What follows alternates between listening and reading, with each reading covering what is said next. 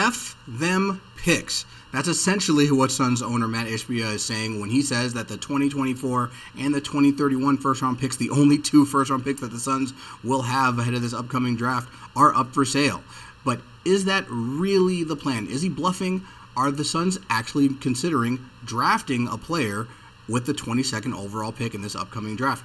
We're going to talk about some possible players that the Suns might want to acquire as we move forward with this video. This is Suns Digest. My name is CJ Pierre. In first order of business, we noticed that there's 97% of you guys who are watching our videos. That's great. Go ahead and keep watching, but you haven't yet subscribed to the channel. If you want to make sure you're keeping up to date with all the latest Suns news, all the latest rumors, click the subscribe button below, and you can follow all the stuff that we're going to be posting videos about. So right away, I just want to talk about the Suns potentially trading the 2024 first-round pick. Is that really the plan? Obviously, Matt Ishbia, he's basically making the claim that that pick is up for grabs if any team wants to come and take it in terms of what they can do to acquire new talent. The Suns are a second-apron team, so they don't have a lot of flexibility in terms of acquiring players via free agency. So doing it via trade is basically their only option at this point in time. The report is that the Suns are expected to be very, very aggressive in the trade market leading up to draft night. That came from Shams on the Pat McAfee show. And the Phoenix Suns have those two first-round picks that will be trade eligible come June. That's that 22nd overall pick in this year's draft and the 2031 pick. Matt Ishbia has already kind of joked around saying that they're not worried about the 7th grader that's going to be in the 2031 draft.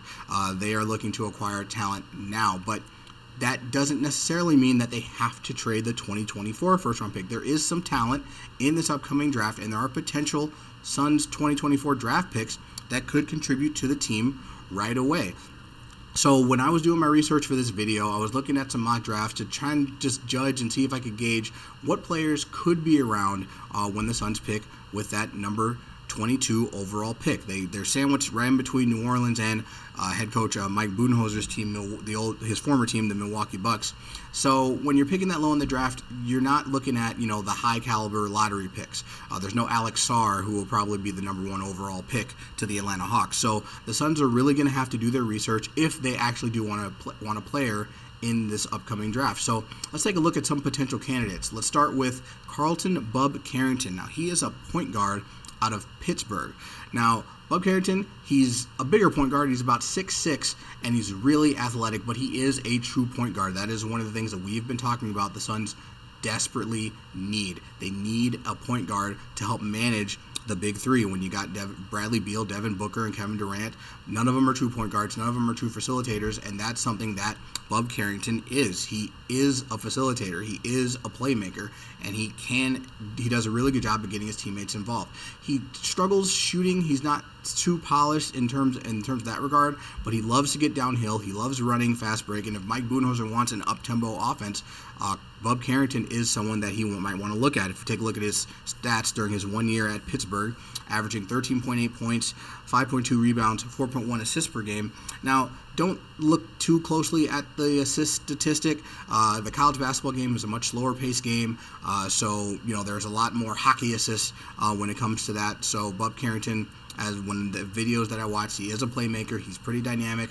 He's a pretty solid defender, and he's quick and athletic, and that's something that the Suns could definitely use. Another need that the Suns have, as we've talked about, is they need some help on the interior, and now we're going to take a look at Kel'el Ware. He is a center out of the University of Indiana. Now, Jusuf Nurkic, we know that he has some size, but he's not the most athletic guy. He's not the most athletic guy on the interior. So when we look at someone like Kel'el Ware, he fits the mold of someone who will be perfect for today's NBA game. He's 7 feet tall, got a really long wingspan, but he's also got the athleticism to be able to keep up with some guards on the perimeter if that's something that he's asked to do, some stretch fours that he may have to guard. He's got some quickness, he's got some agility. He tends to get in some foul trouble at times, but he is an aggressive rebounder. He's aggressive, in the paint, and that those are good things, something that the Suns could definitely use. If we look at his sophomore year at Indiana, he did spend his freshman year at Oregon, but he didn't play much. He really broke out in his sophomore season, averaging almost 16 points and almost 10 rebounds per game. That, kind of goes to show, like I said, that aggressive nature that he takes when in the court. He could definitely be a rotational big man that the Suns may want to look at drafting in that late first round. Now, I have another interesting selection. Let's take a look at Bobi Klintman. Now, he played internationally last year in Australia, but he also did play 1 year of college at Wake Forest. If we take a look at him, he's a little bit more of a wing player, more of a stretch four.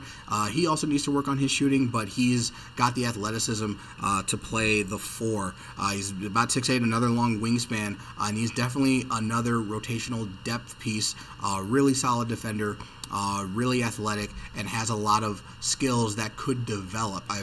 Klintman's more of a project. He's definitely something that the Suns would need to put some time and invest some time in to see how he develops.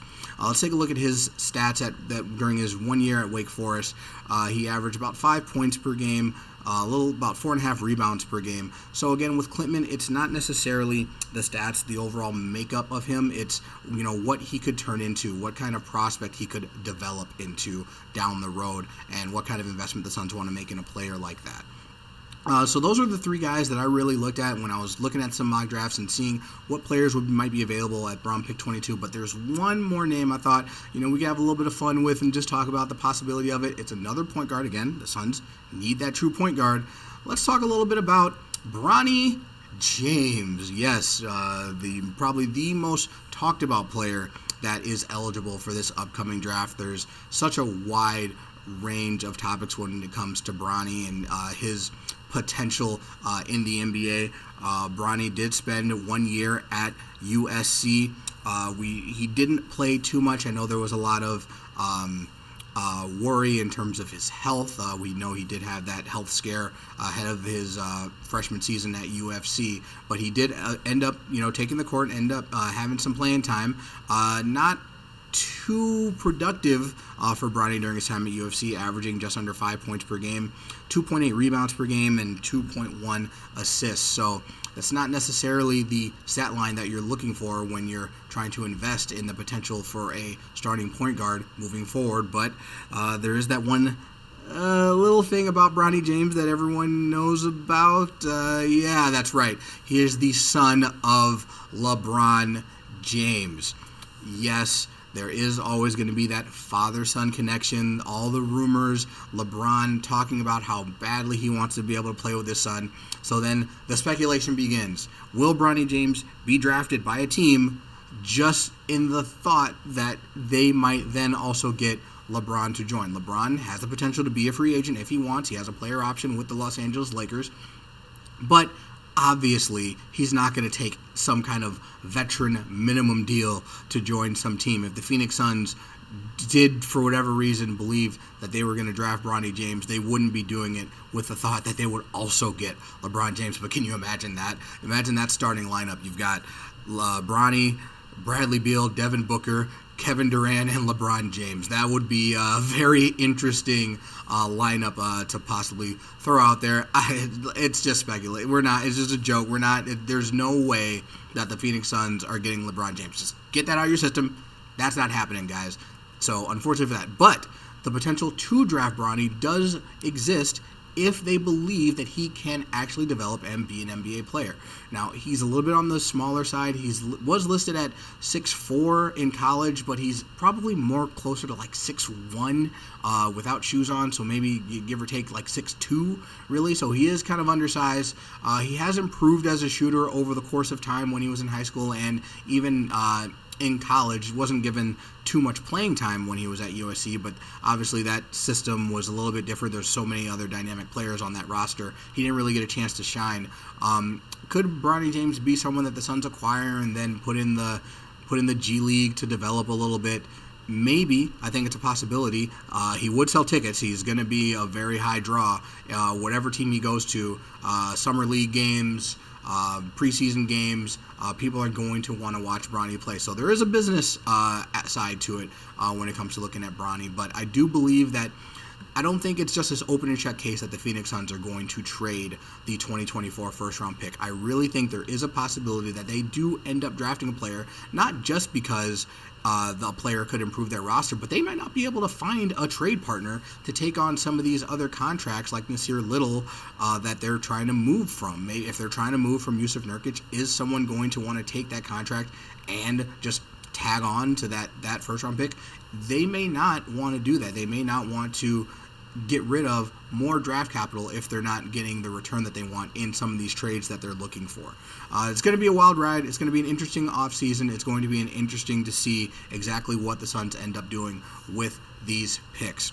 All right, but that's all the time we got. Again, if you guys want to keep up with all the latest Suns news, rumors, updates, transactions, anything that's going on with the Phoenix Suns, hit the subscribe button so you can keep up with Suns Digest. Again, my name is CJ Pierre. It's been awesome chatting with you guys, and I'll catch up with you next time.